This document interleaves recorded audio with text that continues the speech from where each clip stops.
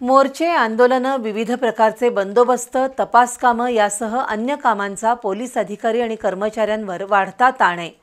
यातून पोलिसांचं शारीरिक आणि मानसिक आरोग्य उत्तम राखण्याच्या उद्देशानं राज्य शासनाकडून गांभीर्यानं उपाययोजना सुरू आहेत। त्याचाच एक भाग म्हणून पोलिसांना आलिशान घरं आणि विविध सेवा सुविधा पुरवल्या जात आहेत, अशी माहिती विशेष पोलीस महानिरीक्षक सुनील फुलारी यांनी दिली। सततचा बंदोबस्त आणि कामाचा अतिरिक्त ताण यामुळे पोलिसांना विविध व्याधी जडतात।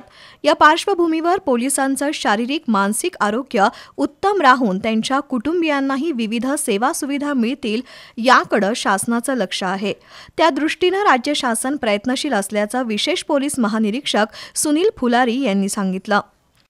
आणि नवनवीन चॅलेंजेस येतच राहतात। डायनामिक सिच्युएशन असतं। एक बंदोबस्त झाला, दुसरा बंदोबस्त येतो।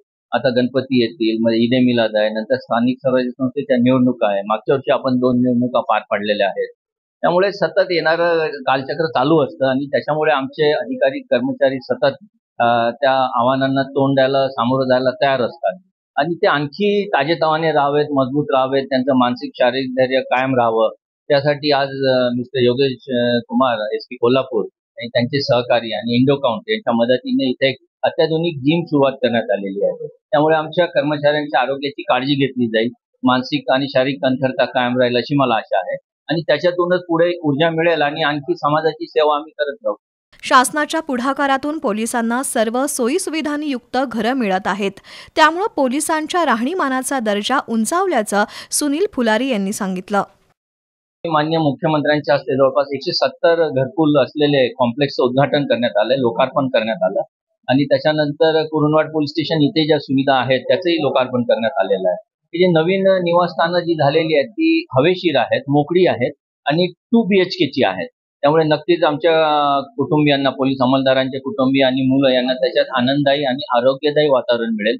त्याच्यातून एक सकारात्मक ऊर्जा निर्माण होईल आणि आमचे अधिकारी अंमलदार त्याच्यातून चांगली स्फूर्ती घेऊन, म्हणजे जर घरी वातावरण चांगलं असेल तर ते कामात रिफ्लेक्शन चांगलं होईल आणि चांगला माइंडसेट, पॉझिटिव्ह माइंडसेट घेऊन आमचे कर्मचारी 24 तास अहोरात्र आपण जे म्हणताय त्या प्रकारे काम करायला ताजेतवाने उपलब्ध राहतील अशी आशा आहे। पोलिसांचं संख्याबळ जरी कमी असलं तर त्यावर उपाय म्हणून नवनवीन तंत्रज्ञानाचा वापर केला जात असल्यानं पोलीस दलाचं काम सुलभ जात असल्याचं फुलारी यांनी सांगितलं। पोलिसांच्या मनोधैर्य वाढीसाठी आपण वेगवेगळ्या उपाययोजना करत असल्याचं फुलारी यांनी सांगितलं।